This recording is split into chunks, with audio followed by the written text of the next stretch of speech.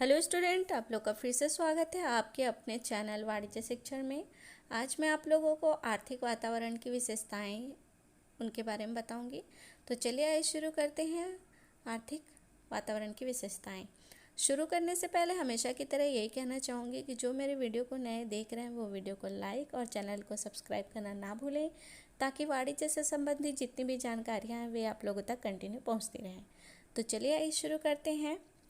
आर्थिक वातावरण की विशेषताएं बहुत ही सरल शब्दों में, जो कि आपको याद करने में, समझने में बहुत ही सहायता है फुल होगी। तो आर्थिक वातावरण की प्रमुख विशेषताएं निम्नलिखित होती हैं।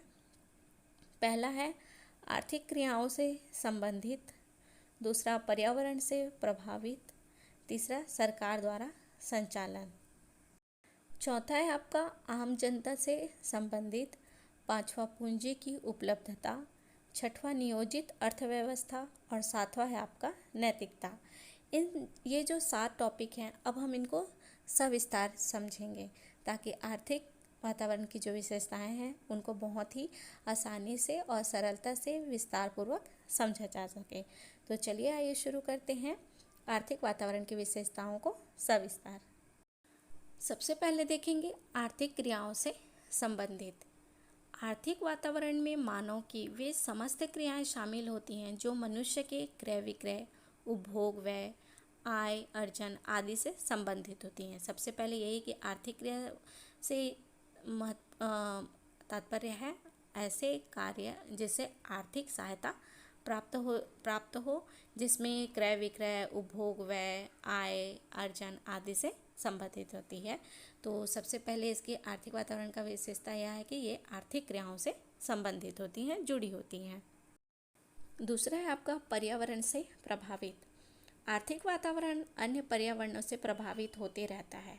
भौगोलिक वातावरण, हवा, तूफान, मिट्टी, पानी, खनिज संपदा आदि से आर्थिक क्रियाएं प्रभावित होती हैं। इसी प्रकार राजनीतिक वातावरण से भी आर्थिक वातावरण प्रभावित होता है। जाहिर सी बात है कि अगर आर्थिक जो क्रिया हम करते हैं वो हम लोगों को उस कार्य को कर हमें आय प्राप्त होता है, तो जो भी हम लोग आर्थिक क्रिया करते हैं वो पर्यावरण से प्रभावित होती हैं। अगर हम कोई सभी ऐसा कार्य करते हैं जिससे हमें आय प्राप्त होती है, तो उसमें हमें कौन कौन से पर्यावरण के जो भौगोलिक वातावरण है, हवा, तूफान, मिट्टी, पानी, इन सब का व्यवसाय पे प्रभाव पड़ता है, जिससे कि आर्थिक वातावरण पर भी प्रभावित होती है।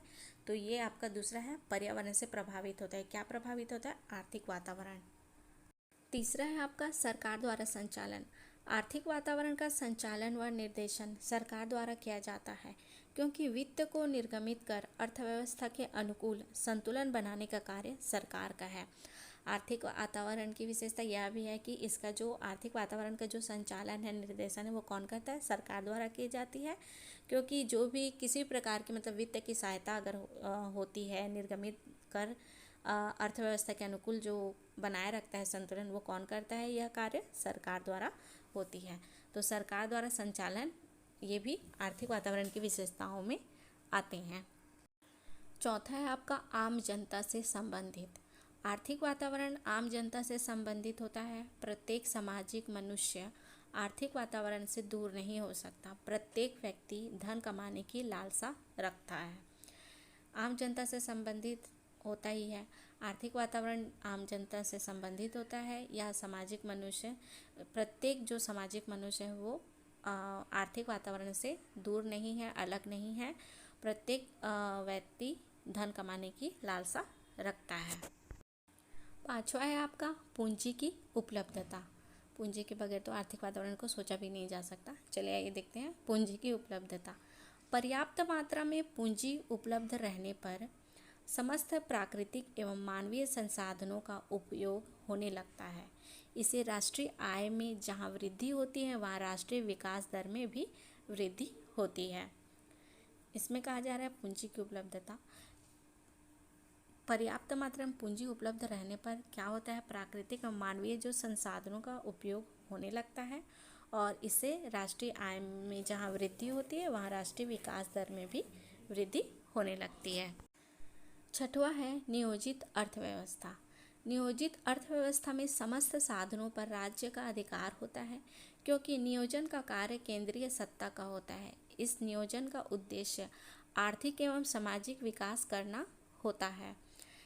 नियोजित जो है वह कार्य अर्थव्यवस्था में समस्त जितने भी साधनों पर किसका अधिकार होता है? राज्य का अधिकार होता है, क्योंकि जो नियोजन का कार्य होता है वो कौन करता है? केंद्रीय सत्ता का होता है, वह कार्य करता है।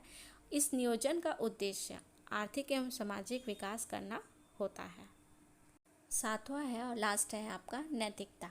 आर्थिक वातावरण की जनता की नैतिकता को भी प्रभावित करता है, या नैतिक स्तर से आर्थिक वातावरण भी प्रभावित होता है।